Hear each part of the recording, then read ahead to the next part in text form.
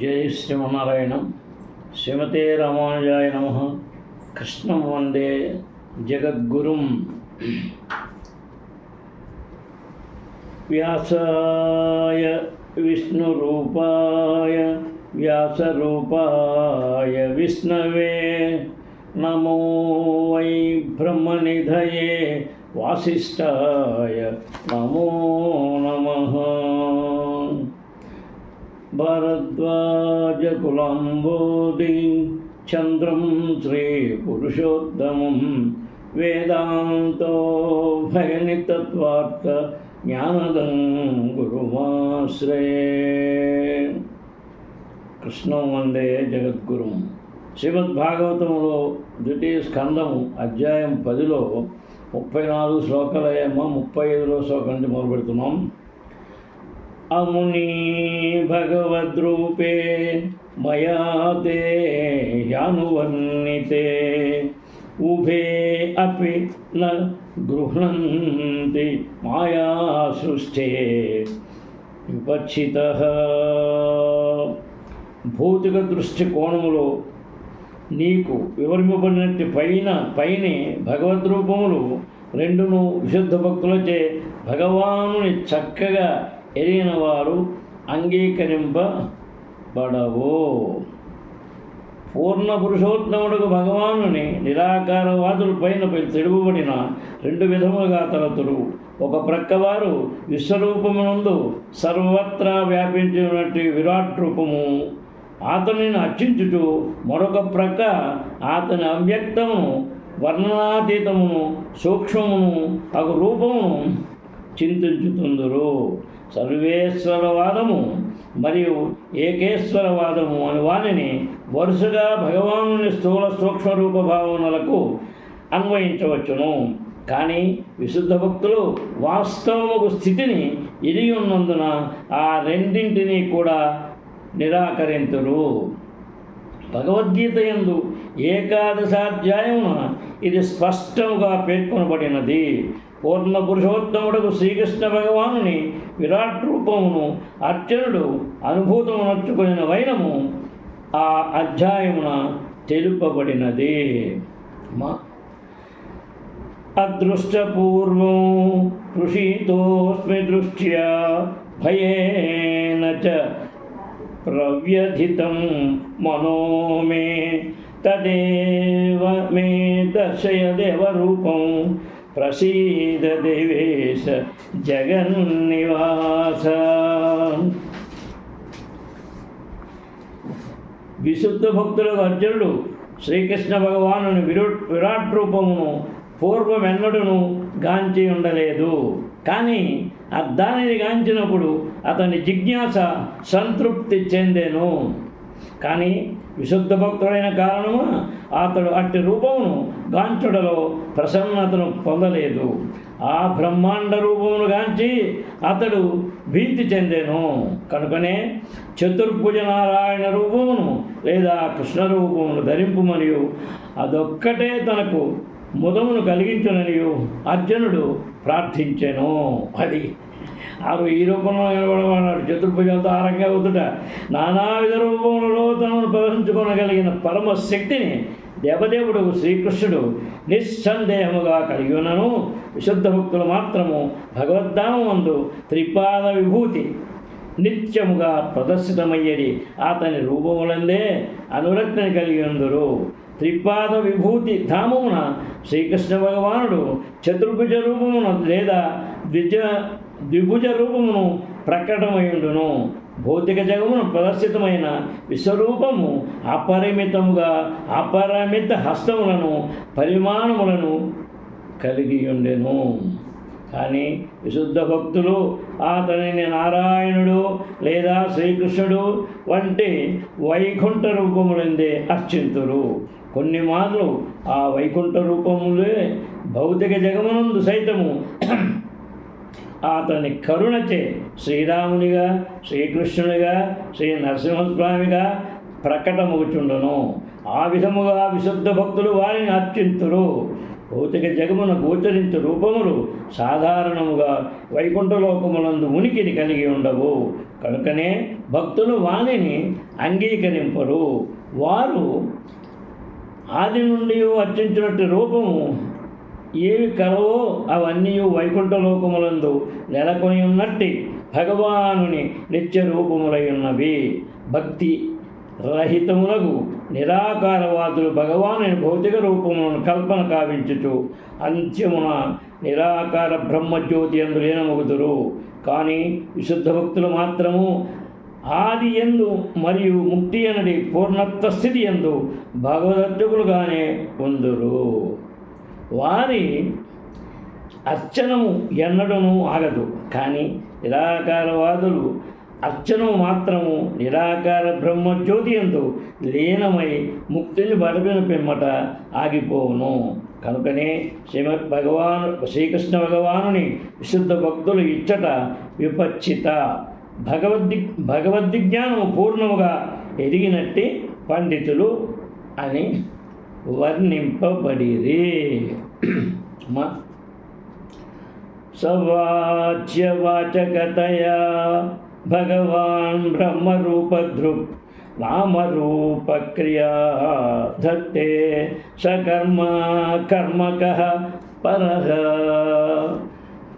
దేవదేవుడు అతడు దివ్యనామమును, గుణమును, లీలలను, పరివారమును, దివ్య వైవిధ్యమును కలిగి ఉన్నందున తనను తాను దివ్య రూపమును ప్రకటము కావించుకొనును. అట్టి కర్మలచే అతడు ప్రభావితుడు కాకున్నను కర్మయందు నియుక్తుడైనట్టుగా గోచరించును. భౌతిక సృష్టి యొక్క అవసరము కలిగినప్పుడెల్లా దివ్యుడుకు భగవానుడు సృష్టి స్థితిలయము కొరకు భౌతిక జగమున రూపధారణము కావించును. మనుజుడు అతని కర్మలను సత్యముగా ఎరుగలిగినంతటి బుద్ధిమంతుడై ఉండవలెను. అంతేకాక భౌతిక ప్రకృతిచే సృజింపబడిన దేహమును గ్రహించడం ద్వారా అతడు భౌతిక జగమునకు అవతరించుననియు తీర్మానింపరాదు. భౌతిక ప్రకృతి నుండి గ్రహింపబడిన ఏ రూపమైనను భౌతిక జగమందు జరిగే సమస్తముతో అనురక్తి కలిగి ఉండును. ఒక నిర్దిష్ట సమయము భౌతిక కర్మలను పునరించుటకు భౌతిక రూపమును స్వీకరించు బద్ధజీవుడు భౌతిక నియమములచే ప్రభావితుడును. కానీ ఈ శ్లోకమునందు స్పష్టంగా తెలుపబడిన విషయం ఏమనగా భగవానుని రూపములు మరియు కర్మలు బద్ధజీవుని రూపము కర్మలతో సమానమైనట్లు గోచరించినను అలౌకికములు మరియు బద్ధజీవునికి అసాధ్యములు అయి ఉన్నవి. పూర్ణ పురుషోత్తముడుగా దేవదేవుడు అట్టి కర్మలచే ప్రభావితుడు కాబోడు. కనుకనే భగవద్గీత 4:1-4 యందు ఇట్లు పలికెను. నమాం కర్మాణి లింపంతి నమే కర్మఫలేతువా ఇతి మాం యోభిజానాతి కర్మభిన్నత భజ్యతే. తన వివిధ అవతారముల ద్వారా మరియు రూపముల ద్వారా వనరింపబడే కర్మలచే శ్రీకృష్ణ భగవాను ఎన్నడూనూ ప్రభావితుడు కాడు. అలాగుననే కామ్య కర్మల ద్వారా విజయము సాధించు కోరికను సైతము అతడు కలిగి ఉండను. ఐశ్వర్యము, బలము, యశస్సు, సౌందర్యము, జ్ఞానము, వైరాగ్యము లాంటి వివిధ విభూతులను అతడు పూర్ణముగా కలిగి ఉండును. కనుక బద్ధజీవునితో సమానముగా పరిశ్రమింపవలసిన అవసరం అతనికి లేదు. తత్కారణమున శ్రీకృష్ణ భగవానుని దివ్య కర్మలను మరియు బద్ధజీవుల కర్మలను భేదపరుపగలిగిన బుద్ధిమంతుడు సైతము కర్మల ఫలముచే బద్ధుడు కాబోడు. విష్ణువు, బ్రహ్మ, శివుని రూపములలో ఆ దేవదేవుడు ప్రకృతి గుణములను నడుపుచుండును. విష్ణువు నుండి బ్రహ్మదేవుడు జన్మించగా బ్రహ్మ నుండి శివుడు ఉద్భవించను. కొన్ని మార్లు బ్రహ్మదేవుని విష్ణువు యొక్క విభిన్నాంశము కాగా మరికొన్ని మార్లు అతడు స్వయము విష్ణువే అయి ఉన్నాడు. ఈ విధముగా బ్రహ్మదేవుడు విశ్వమందంతను భిన్న జీవ జాతులను సృజించును. దీని భావమేమనగా సమస్త విశ్వమును భగవానుడు స్వయముగా కానీ లేదా ప్రామాణిక ప్రతినిధుల ద్వారా కానీ సృజించుచుండును.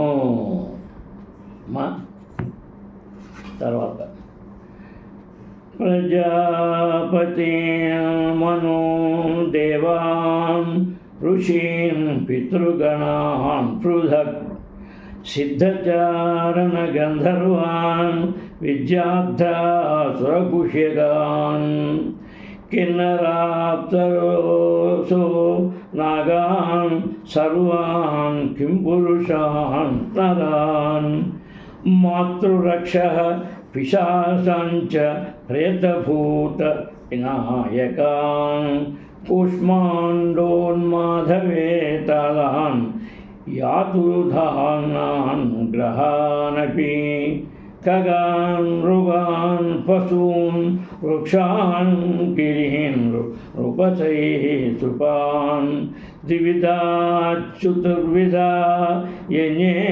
జలస్థలనభూకషః కుశలా మిత్రాః కర్మాణం గతయాస్తిమాః.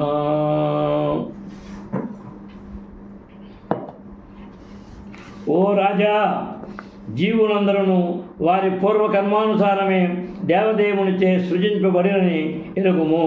బ్రహ్మదేవుడు, దక్షాది అతని తనయుడు, వైవస్వత మనువు వంటి నియమిత కాల అధిపతులు, ఇంద్ర చంద్ర వరుణాదులు వంటి దేవతలు, భృగు వశిష్ఠ వ్యాసులు వంటి మహర్షులు, పితృలోకవాసులు, సిద్ధలోకవాసులు, చారణులు, గంధర్వులు, విద్యాధరులు, అసురులు, యక్షులు, కిన్నరులు, అప్సరసలు, నాగులు, వానర రూప కింపురుషులు, మానవులు, మాతృలోకవాసులు, రాక్షసులు, పిశాచులు, ప్రేతములు, భూతములు, ఉన్మాదులు, యాతుధానులు, మంచి చెడు గ్రహములు, వినాయకులు, మృగములు, పక్షులు, పశువులు, శరీరూపములు, శృపములు, పర్వతములు, స్థావర జంగమ జీవులు, జరాయుజ అండజ స్వేదజ ఉద్భజ జీవులు, జలస్థల ఆకాశమునందు వసించు ఇతరులందరూ సుఖభాగులు, దుఃఖభాగులు, సుఖ దుఃఖ మిశ్రిత భాగులు అయిన వారు అందరూ అట్టివారే. వారందరూ వారి పూర్వ కర్మానుసారము దేవదేవునిచే సృజింపబడిరి. ఈ పట్టిక యందు వివిధ రకముల జీవులు పేర్కొనబడిన వారు విశ్వమునందరి అత్యున్నత లోకము నుండి అధోలోకము వరకును ఎటువంటి మినహాయింపు లేకుండా ఆ జీవజాతులన్నీను సర్వశక్తిమంతుడైన తండ్రియకు విష్ణువుచే సృజింపబడినవి. తత్కారణమున ఎవ్వరును దేవదేవునికి పరముగా లేరు. కనుకనే భగవద్గీత 14:4 యందు శ్రీకృష్ణ భగవానుడు జీవులందరూ తన సంతానమని ఈ క్రింది శ్లోకమున పలికి ఉన్నారు. సర్వయోనిషు కౌంతేయ మూర్తయః సంభవంతి యాః తాసాం బ్రహ్మ మహాజ్యోనిరహం బీజప్రదః పితా. భౌతిక ప్రకృతి తల్లితో పోల్చబడినది.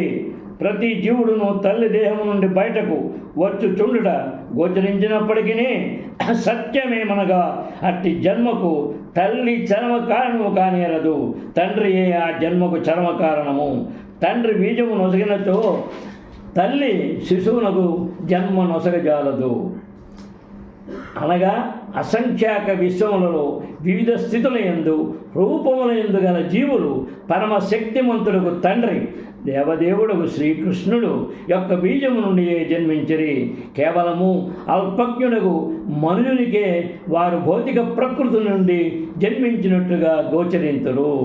దేవదేవుని భౌతిక శక్తి ఆధీనమున ఉన్న కారణముననే పిపిలీకాది బ్రహ్మ పర్యంత జీవులు తమ పూర్వకర్మానుసారము వివిధ దేహములందు ప్రకటమగుదురు.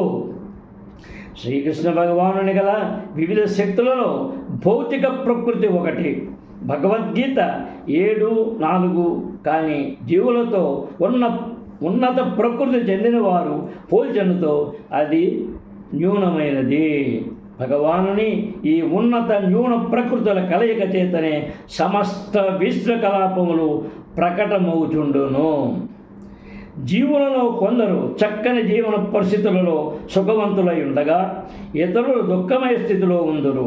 కానీ వాస్తవమునకు భౌతికబద్ధ జీవనమున వారిలో ఎవరును నిజ సుఖభాగులు కారు. కారాగార జీవనమున ఎవరునూ సుఖవంతులు కాబోరు. ఒకడు ప్రథమ శ్రేణి ఖైదీ అయినను, వేరొకడు తృతీయ శ్రేణి ఖైదీ అయినను ఎవరునూ ఖైదీ జీవనమున సుఖవంతులు కారు. కనుక తెలివిగలవాడు తృతీయ శ్రేణి ఖైదీ జీవనము నుండి ప్రథమ శ్రేణి ఖైదీ జీవనముకు ఉన్నతి పొంద యత్నించుటకు బదులు ఖైదు నుండి విడుదల పొందుటకే యత్నించవలెను. ఒకడు ప్రథమ శ్రేణి ఖైదీ స్థానమునకు ఉన్నతి పొందినను తదనంతరము కాలము తిరిగి తృతీయ శ్రేణి ఖైదీ స్థానము పతనమునందు అవకాశం కలదు. కనుక మనుజుడు కారాగార జీవనము నుండి విడుదల పొందుటకు యత్నించు భగవద్ధామమునకు చేరవలను. అన్ని రకముల జీవులకు అది నిజముగు గమ్యమై ఉన్నది. తర్వాత సత్వం రజస్తమ ఇతి తిస్రః సురంబనారకాః తత్రాప్యేకైకశో రాజన్ విద్యంతే గతయశ్రిదా యథైకైకతరోణ్యభ్యాం స్వభావ ఉపహాన్యతే. సత్వగుణము, రజోగుణము, తమోగుణమనడి వివిధ గుణములు అనుసరించి దేవతలు, మానవులు, నారకీయులు అంటే నరకలోక జీవులు అను వివిధ జీవులు కలుగుతున్నారు. ఓ రాజా, ఆ గుణములలో ప్రతి గుణము ఇతర 2 గుణములలో మిశ్రితమవుతున్నందున 3గా విభజింపబడుతున్నది. ఆ విధముగా ప్రతి జీవుడు ఆ ఇతర గుణముల చేతను ప్రభావితులగును తగుచు దాని స్వభావములను సైతము పొందుచుండును. తర్వాత జీవులు వ్యక్తిగతముగా ఏదియో ఒక ప్రత్యేక గుణముచే నడుపబడుతుందరు. కానీ అదే సమయమున వారు మిగిలిన 2 గుణముల చేతను ప్రభావితమయ్యే అవకాశం కలదు. భవబంధమున గల బద్ధజీవులందరూ సాధారణంగా రజోగుణ ప్రభావితులైందరు. తమ కోరికను తీర్చుకున్నట్లకు వారిలో ప్రతి ఒక్కరును భౌతిక ప్రకృతిపై ఆధిపత్యమును చెలాయింప యత్నించుడే అందులకు కారణము. రజోగుణం ఉన్నప్పటికీ సాంగత్యము ద్వారా ఇతర గుణములచే ప్రభావితమయ్యే అవకాశము వారికి సర్వదా కలదు. సత్సాంగత్యమున నెలకొనిచు మనుజుడు సత్వగుణమును వృద్ధి పరుచుకొనగలడు. దుస్సాంగత్యమున ఉన్నచో తమో గుణమును వృద్ధి పరుచుకొనగలడు. ఏదిను పరివర్తనరహితము కాదు.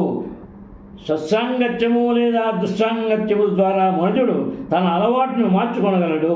అనగా అతడు మంచి చెడుల అంతరములను తెలుసుకోగలంతటి బుద్ధిమంతుడు కావలెను. భగవద్భక్తుల సేవయే పరమోత్తమకు సాంగత్యమై ఉన్నది. సాంగత్యమునే విశుద్ధ భక్తులు కరుణ ద్వారా మనుషుడు అత్యున్నత యోగ్యుడు కాగలడు.